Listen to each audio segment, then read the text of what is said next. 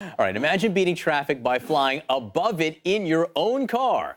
That may soon be the case. CNN got an exclusive first look at a new vehicle that is bringing the Jetsons to life.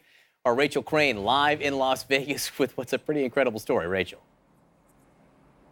Yeah, John, I have a feeling you're a little jealous of this assignment here because I'm sure, like me, you too grew up obsessed with the Jetsons. In fact, I was so obsessed I even named my dog Astro, which is the name of their dog. So when I heard that I was going to get in Kitty Hawk's Flyer, I was equal parts ecstatic and terrified. And I have to say, it was a lot simpler than I expected. Take a look at my wild ride. Okay, so this was definitely one of the crazier experiences of my career.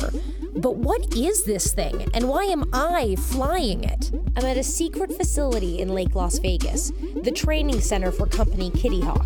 The mission of Kitty Hawk is to get everybody to fly every day and eventually to get rid of traffic. That's Kitty Hawk CEO Sebastian Thrun, and what he's basically describing as making the Jetsons' flying cars a reality. Meet George Jetson!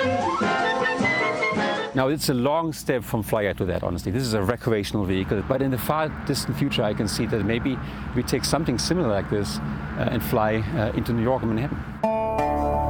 Flyer is Kitty Hawk's first commercial vehicle. Todd Reichart is the company's lead engineer. You basically have 12 moving parts. Okay, what are those moving parts? 10 motors. Right.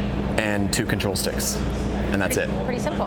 While operating it may be simple, incorporating vehicles like this into our everyday commutes, that's going to be a whole lot more complicated.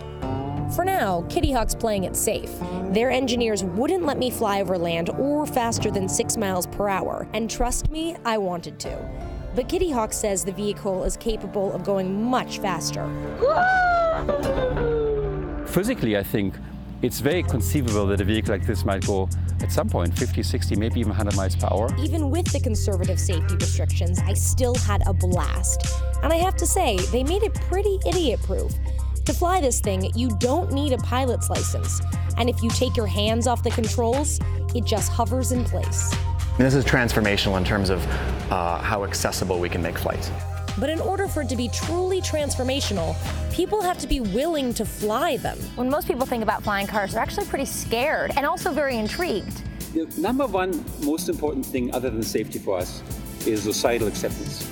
Will people be willing to fly on these devices, live next to a device like this that flies in your neighborhood and so on? But public acceptance is just one hurdle.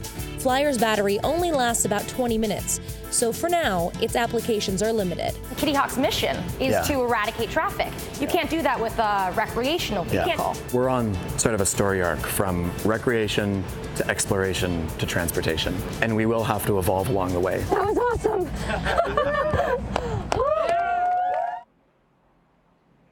Now, John and Allison, as you saw when I landed, I was completely elated. In fact, I was begging my producers to let me take back to the skies, and unfortunately, they insisted that I sit down and do the interview with the CEO. Now, Kitty Hawk has not said how much these vehicles will cost or when they will be delivered. However, they are taking applications for pre-sales on their website, which just went live.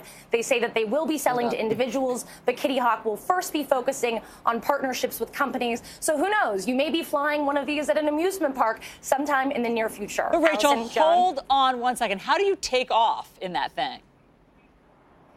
It's a vertical takeoff and landing. It just Obviously lifts off like a drone. Yeah. Oh my God. It was absolutely amazing, and you can feel the vibrations when you're lifting off. And it was, like I said, it was a lot less scary than I expected. I mean, granted, I wasn't that high off the ground. They're doing that as a safety precaution, but really, truly amazing, and a glimpse into the future of what this stuff will actually look like. Allison Camerata says John. she's a very good driver. Allison, you claim to be a very good driver. Do you think you could handle that? Yes, I think I would also be a fantastic flyer. And I think it's super cool, even though there were moments where you did look a little like Snoopy flying his doghouse. But that's fine. It's still extremely cool. All right, Rachel, you're wonderful. Thank you very much for